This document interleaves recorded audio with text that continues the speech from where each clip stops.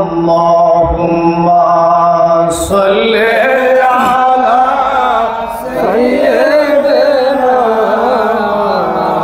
মাওলানা মুহাম্মদ ওয়া আলা আলি সাইয়্যিদিনা মাওলানা মুহাম্মদ। বলুন তো আমরা কার উপরে দরুদ পড়ছি?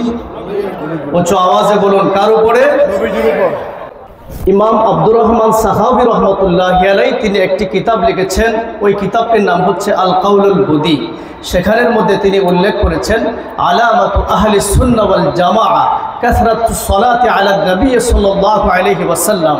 আহলুস সুন্নাহ ওয়াল জামাতের আলামতই হচ্ছে তারা প্রিয় নবী সাল্লাল্লাহু আলাইহি ওয়াসাল্লামের উপরে অধিক পরিমাণে দরুদ পড়ে। সুবহানাল্লাহ।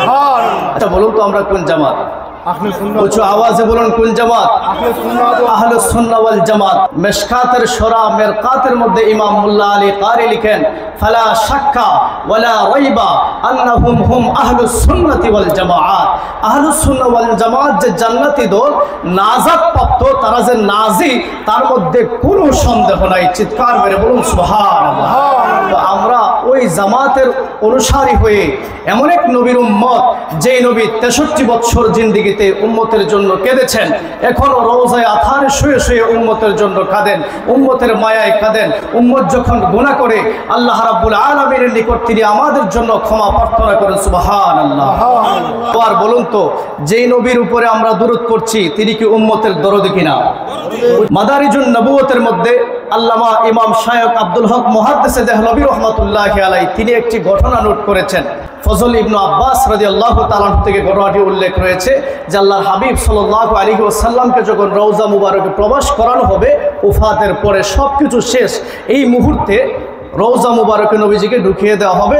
নবীজি সেখানে জান্নাতের গুলজারে আরাম করবেন। ওই মুহূর্তে ফজল ইবনে আব্বাস তিনি দেখতেছেন যে আল্লাহর হাবিব সাল্লাল্লাহু আলাইহি ওয়াসাল্লামের ঠোঁট মুবারক নড়াচড়া করছে। আল্লাহু আকবার। ফজল ইবনে আব্বাস বলেন, আমি দেখলাম গো আল্লাহর নবীর ঠোঁট মুবারক নড়াচড়া করছে। আমি একটু আমার কানটা লাগাই দিলাম। আমি ভাবতে থাকলাম দয়াল নবী এই মুহূর্তে জান্নাতের গুলজারে আরাম করবেন, এখনো নবী কি বলে একটু শুনি।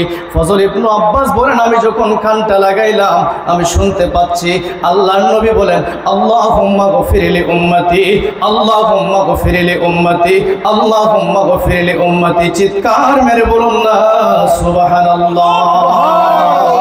যেই নবী ওফাতের পরেও রওজা মুবারকে শুইবেন, ওই মুহূর্তে পর্যন্ত আল্লাহুম্মা গফিরলি উম্মতি, আল্লাহ আমার উম্মতকে ক্ষমা করে দাও, আমার উম্মতকে ক্ষমা করে দাও বলে কাঁদে।